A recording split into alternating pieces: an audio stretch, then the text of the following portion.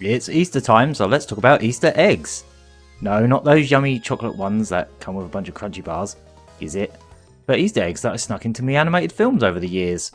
Whether I was animating for myself, for uni coursework, or for freelance gigs, there have been many times where I managed to sneak in little cameos and references into my work. Some are pretty obvious, and others are far more obscure. So let's have a butcher's at a bunch in chronological order, starting all the way back in 2004. Bloody hell, that was a long time ago. My first big attempt at animating in Flash back in 2004 was this 100th issue celebration of my webcomic Manga-Gaga. This film was a big hit on Newgrounds, even being featured in the website's anime collection to this day, and gaining hundreds of reviews. This film is full of in-jokes and nods to fan art I received for the comic, so it's a pretty nonsensical music video type thing.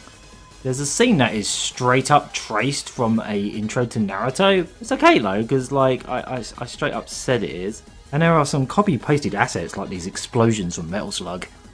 But aside from that, the entire film is sort of a homage to a Japanese Flash animation called Non 1000 Remix by 512KB Productions.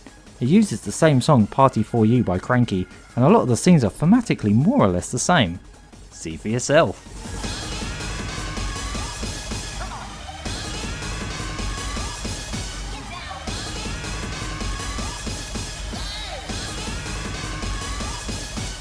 They're the same picture. A lot of the reviews back then on Newgrounds called it a rip-off, and to be honest, in some ways it kind of is. That was my first proper Flash film, give me a break. This college project was my first and so far only attempt at rotoscope animation.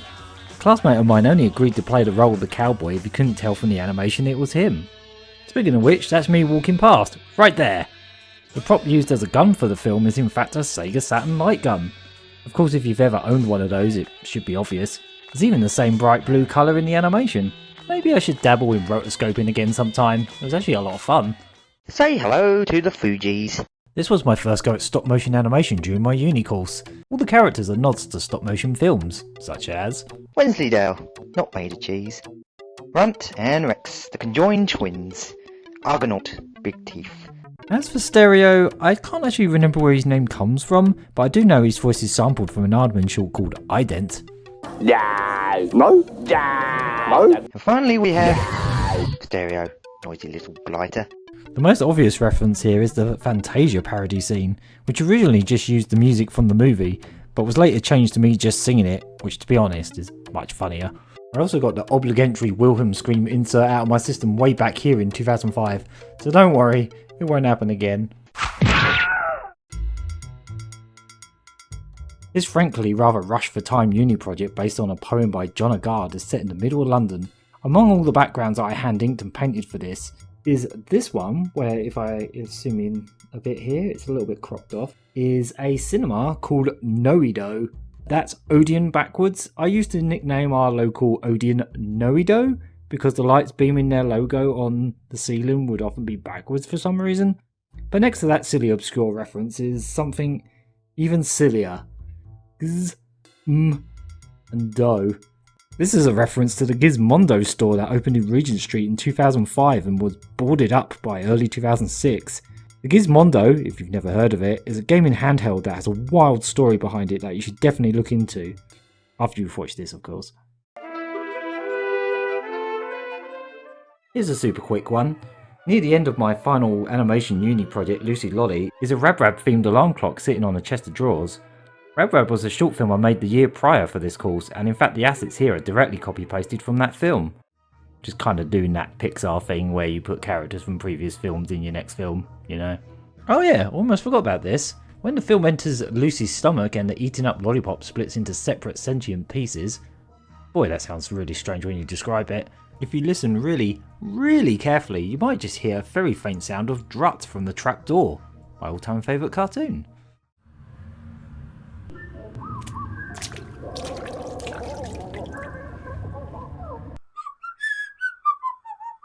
You're probably wondering, if you even noticed it, why does one of the seagulls in this short ident have a scar and fabulous anime locks? This is a very loose reference to a Korean animated film called Daisy, A Hen into the Wild that me and Cherry T saw shortly before I made this, which featured what we jokingly described as shonen ducks, with equally fabulous hair and scars. I don't think this film was ever used or published, so I won't mention who or what it was for. But it's been a decade now and I can't let these daft Easter eggs go unseen. A section of this commissioned film describes different forms of badging. One of them depicts progress with a child earning digital achievements on a games console. But what game console is it? It's a Sega Dreamcast. 2! Another kid depicts achievement with his collection of scout badges, one of which is a Sega Saturn logo? I guess his scout leader must have been Sega the Sanjiro. I collaborated with the White Bus on this live-action animation hybrid for the Southend-on-Sea theme park Adventure Island, probably still remembered by older folk as Peter Pan's Playground. This managed to smash over 70,000 views on YouTube. Well chuffed with that.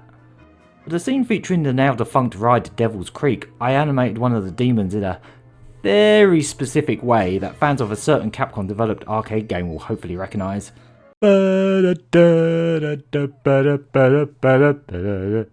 Also, while not a reference per se, this shot was heavily inspired by Rayman Origins.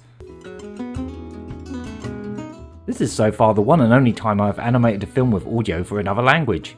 It's in French. This one has been seen by over 2.5 million people on YouTube.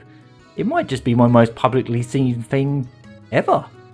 One scene needed a couple of extra tiny portraits of characters on a webcam feed, so I cobbled some together mainly using assets from the main characters, and one of them somehow ended up looking a bit like somewhere between Alex Navarro and Brad Shoemaker of Giant Bomb and Next Lander fame? Kind of?